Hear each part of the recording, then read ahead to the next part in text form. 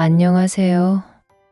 요즘 정말 따뜻한 사람과 만나고 있어요. 이렇게 푸근한 사람을 어디서 만날 수 있을까요? 의분함이 이러면 안 된다는 것을 잘 알고 있어요. 하지만 이렇게 소중한 여인을 놓치고 싶지 않은데 어떻게 마음을 다스려야 할지 고민이 너무 크네요. 좋아요, 구독, 알림 설정 부탁드려요.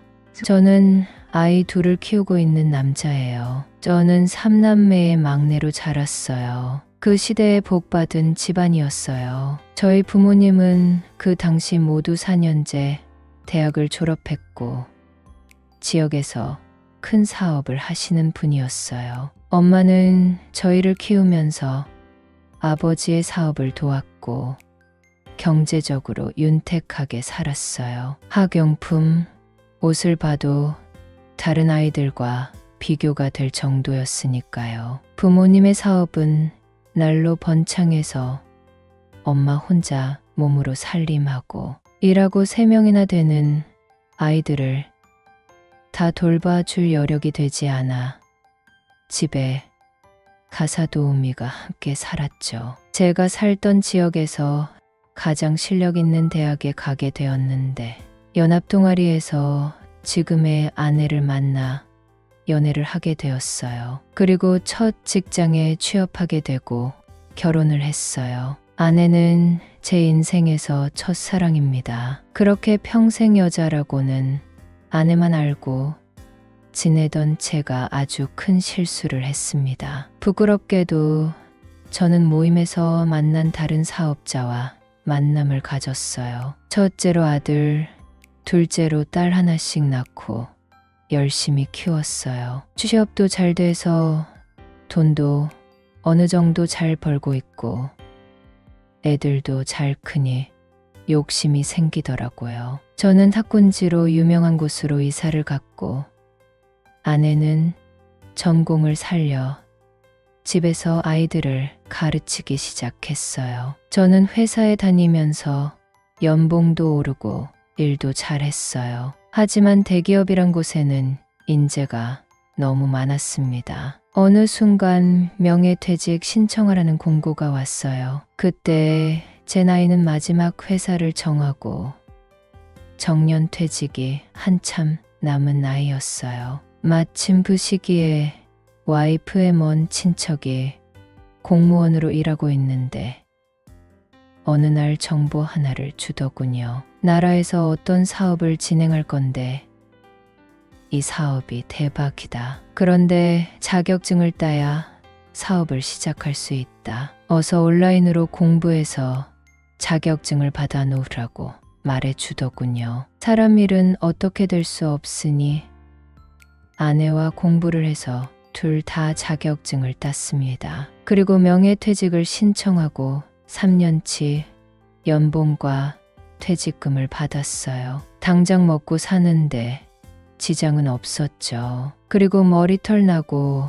처음으로 사업자 등록증이라는 걸 받아봤어요. 이 사업이 나라에서 운영하는 거라 안정적이긴 한데 큰 수익은 나지 않거든요. 하지만 매일 반복되는 야근과 경쟁, 시험에서 벗어나 이 기회에 내가 사장이 되어 사업체를 운영할 수 있다는 장점이 더 컸답니다. 처음으로 사장이 되고 나이 모르는 게 너무 많았어요. 하지만 같은 직종 종사자들 모임에 나가서 하나씩 정보를 주고받게 되었어요. 같은 일을 하다 보니 하루에도 몇 번씩 일 때문에 전화 통화를 하게 됐고 사업장도 가까이 있었기에 만나서 일 처리를 하는 일도 잦아졌죠. 그렇게 친하게 된 계기는 친해진 수경 사장님이 뭔가를 물어봤고 내가 알려준 대로 일 처리했더니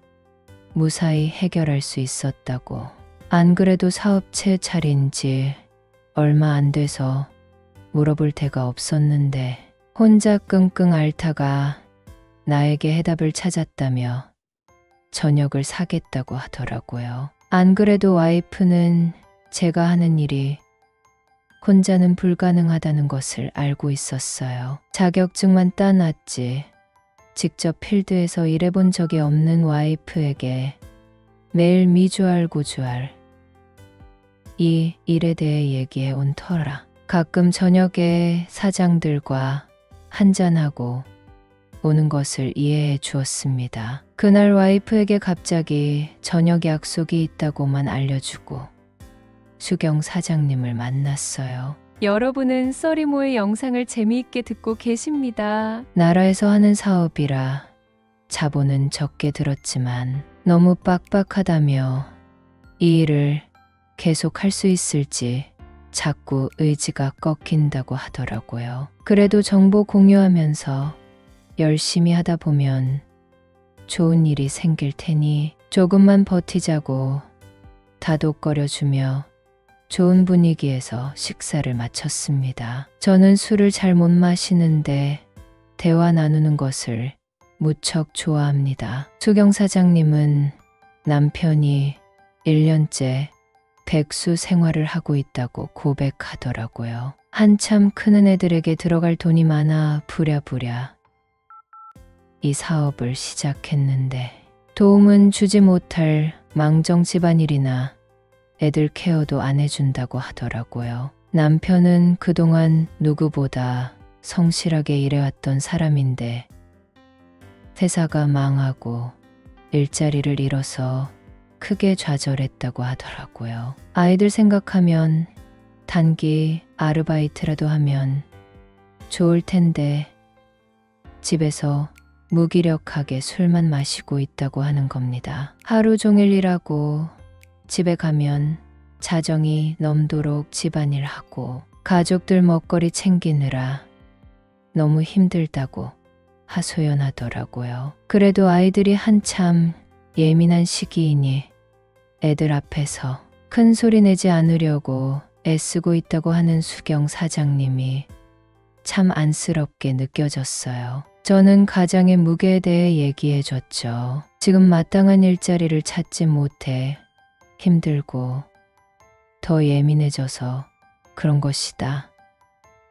내가 수경 사장님 남편 마음 잘 안다. 그런데 일해보니 수경 사장님이 얼마나 성실하게 일하는지 알 것 같다. 힘든 일 있으면 가끔 식사하면서 풀면 된다고 위로해 주었습니다. 수경 사장님은 술이 들어가니 마음속에 있던 말이 줄줄 나오더라고요. 아무리 사이가 안 좋아도 부부는 같은 방에서 자다 보면 풀릴 수 있는데 서로 각방을 쓰니 그럴 기회도 없다고요. 제 아내도 과외에 엄마들 상담 때문에 정신없어서 같은 공간에 있지만 눈 감으면 바로 꿈나라로 간다고 했어요. 우리는 서로에게 필요한 것이 무엇인지 알았습니다. 마음이 무척 급해지더라고요. 그래서 제 사무실에 가서 부족한 부분을 채워주었어요. 그날 이후로